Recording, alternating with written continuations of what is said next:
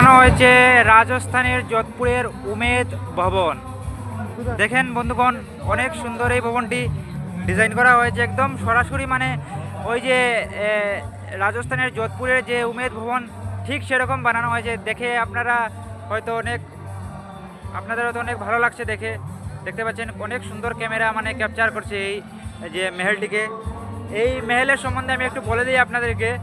তো এই মেহেলটি হচ্ছে যোধপুরের উমেদ ভবন প্রাসাদ, রাজস্থানে একটি দুর্দান্ত প্রাসাদ, যে বিশ্বের বৃহত্তম ব্যক্তিগত আবাসস্থলগুলির মধ্যে একটি।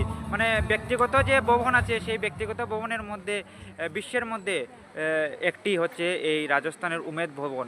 এটি কোনো সরকারি নয়, এটি ব্যক্তিগত নির্মাণ করা হয়েছিল রাজপুরের উমেদ ভবন। এবং এটি নির্মাণ করেছিলেন মহারাজা উমেদ সিং, এবং উনার নামেই রাখা হয়েছে উমেদ ভবন। তো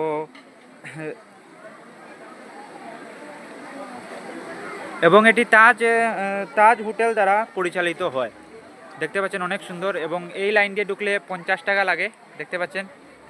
তো আমরা 50 টাকা দিই নাই, আমরা এখান থেকেই দেখতে পাচ্ছি। অনেক সুন্দর লাগছে এবং বাড়িয়া, মানে মোবাইলের যে ক্যাপচার কোয়ালিটি এটিও মানে অনেক বাড়িয়া। দেখতে পাচ্ছেন রাজস্থানের যোধপুরের উমেদ ভবন।